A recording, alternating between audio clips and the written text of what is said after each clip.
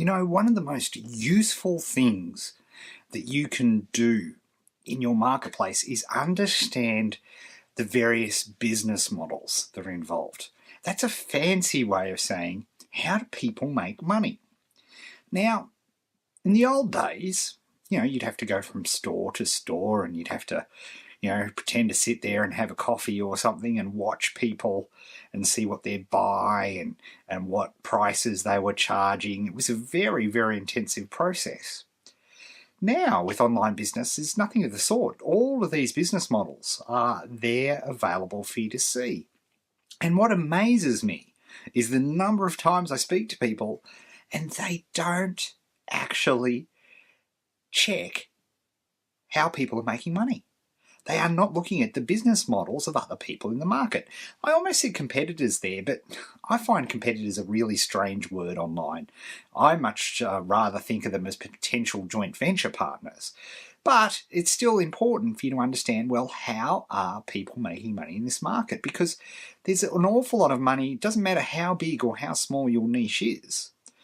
There's been money and research and experiments conducted in that niche. And it makes a heck of a lot of sense for you to have a look at the business models. So how are they getting their traffic? Where are they advertising?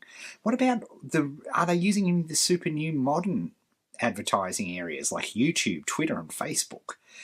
What type of ads are they using? You should be cutting these ads out and putting them in a little swipe file. Now, of course, a modern day swipe file is probably Evernote. So you can cut and paste pictures into Evernote and just tag them up for the various companies and the types of ads they are.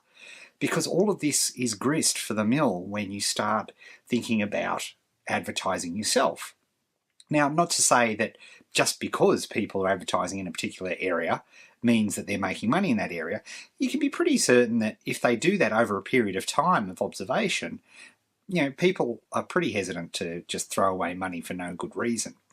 Then, what are they doing once they get you to their website? Are they getting you to opt in? Are they putting you on a mailing list? Are they trying to sell you something straight away? Are they offering free reports? Are they sending you to videos? What are they doing? This is incredibly vital research that before online business, you couldn't get into this level of detail. It's really an unfair advantage for you. It also is good to see that, how people are making money in terms of, particularly if they've got an opt-in, you should opt in. And there's a little trick which you can use, particularly if you use Gmail and you just have to have a look at this. Or, hey, if you happen to be on the blog, which is the best place to be watching these videos, eddale.co, because you've got comments and so on.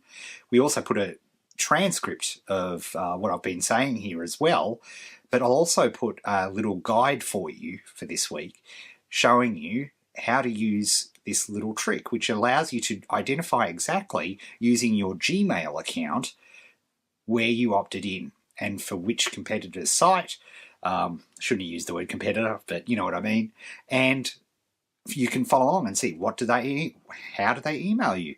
You can now, it doesn't have to be a big deal for you, but you can save these emails, set up a special smart folder in your email software and just have them all automatically being sent for each website, each business that you're investigating and researching should have their own little folder. Very, very simple to do with email rules. So it's not a huge amount of effort, but you're gathering a huge amount of research. Where are they posting? How regularly are they posting on Facebook? There's so much that you can know and understand just by doing this. Now, as I've said many times, this is something that you can set up and you do intensively when you're starting in a marketplace. But based on my discussions, this is an exercise that's a really valuable exercise for anybody to do, regardless of where they are, particularly if you've been in the market a while, because things change and maybe there's an innovative new business process, an innovative marketing method that maybe you're not using that somebody else is and is giving them good results. And maybe it's worth you conducting an experiment. I know, for example, to give you just one example, a colleague of mine, Jason Potash, he is doing a lot of really amazing work on YouTube at the moment. And, he called me up, bless him, and said, "Oh, Ed, you need to do this, this, and this on your YouTube videos." And I thought, oh yeah, I know how to do YouTube and stuff like that, but a lot has changed, and the little tweaks that he gave me were incredibly useful for that, and just brilliant. So these are the sorts of things. You can never be not researching, not testing, not experimenting, but looking at other people's business models is an incredible education. And then what is also very interesting, we talked about your own niche, but actually looking at other niches as well, particularly when you have a situation where, and this is easy, and you'll find this actually even easier to do, you'll see a great success story, right, where somebody's doing really, really well in a particular market. That should prick your ears up, because guess what? It's free education time. You should go to that person's website. You should sign up to their email address. Use the little Gmail trick. You can find it in the blog post that's attached to this particular video and podcast.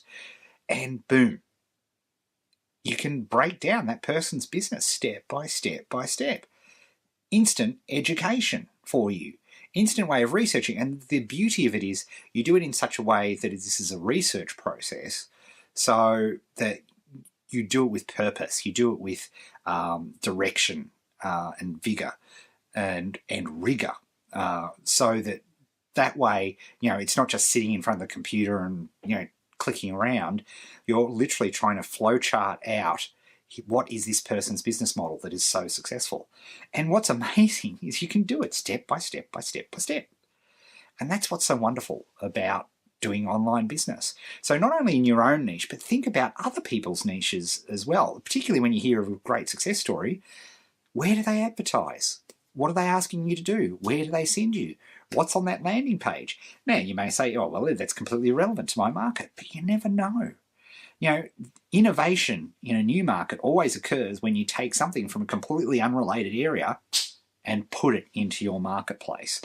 That's where real innovation goes. Now, it may well have zero effect, but again, let's do an experiment. Let's experiment. Let's do it. How do we test it quickly? How do we test it cheaply? How do we test it so without risk? Because all of those things are possible in any test. How can we do a small-scale test to see if this amazing thing that's worked so well in this market over here will work in my market? Have a think about it, and maybe make it just a little suggestion this week for researching, maybe a success story. If you hear, every week we're getting emails about people's success stories, great. Let's break it down. What's the business process? Let's map out that business process and say, okay, what part of this can we take as a little experiment? What I'd love to see in the comments below in the blog is if you've actually had a chance, in the blog, of course, is at eddale.co. If you haven't, if you're not watching this on the blog already, in the comments, why don't you tell us a time when you have taken an idea from a completely unrelated niche and applied it to your niche and it's really worked. I'd be fascinated to hear. That would be really great. And I read and answer all the comments. So there you have it.